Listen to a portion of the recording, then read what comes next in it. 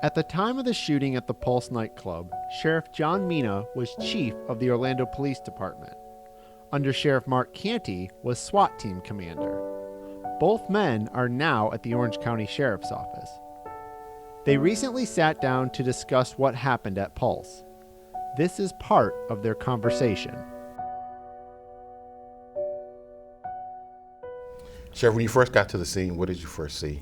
So what I noticed immediately was the large law enforcement presence, and I would say, without a doubt, that was one of the biggest police presences I've ever seen at a scene.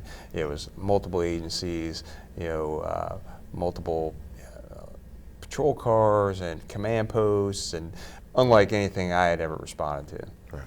So what was it about the layout and the situation that made this difficult to formulate a plan and execute the mission of saving the hostages? What made it difficult is once we found out where we thought people were, most of the people were in two bathrooms that was down at the end of a hallway, and the doors were completely opposing. And not knowing what the walls were made of, I didn't feel safe sending officers down that hallway, knowing that if he heard our officers, he could easily shoot through the wall. Yeah, when I briefed people about this incident, other law enforcement leaders, and the media, the public, I tell them that, in my opinion, this is one of the most complex and difficult, critical incidents that law enforcement had ever dealt with.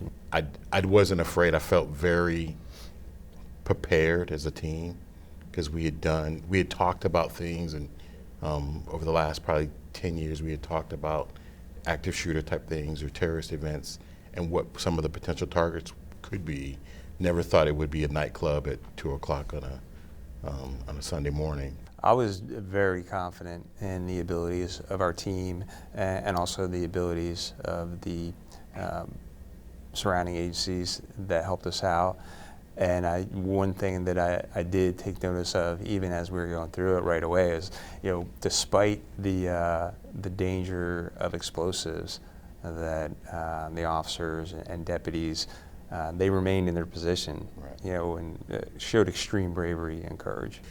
As the incident started drawing to an end and you had to address the media, what was going through your head, and what did you think you were going to tell them about what had happened?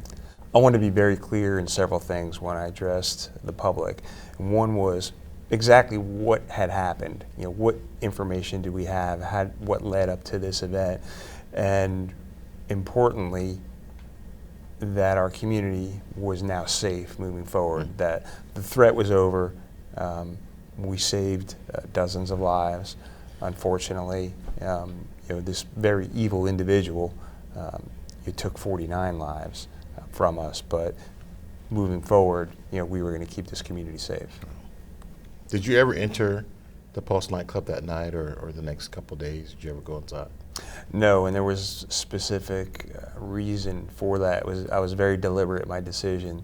So I had heard, what that crime scene entailed and what that looked like, and I did not want those images clouding my judgment and my decision making moving forward through the next 3 or 4 days and even weeks. Secondly, it's a crime scene, so why go into a crime scene and disturb the crime scene when that's not needed? And so, but more importantly, I know I needed to keep my head clear and not let that judge my decisions moving forward.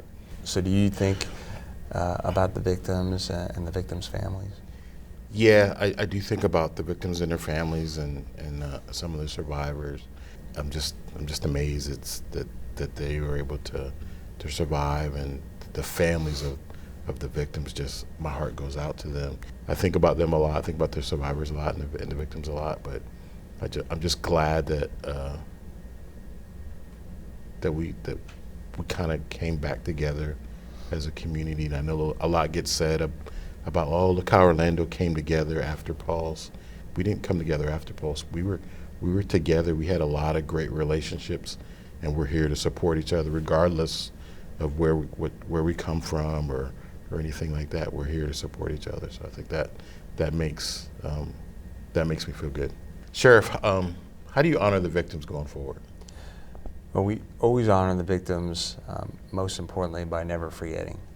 You know, let's never forget them, their families, the suffering they went through. I think they would have wanted us to continue honoring them by spreading love and not hate, and making this an even better community than it was before.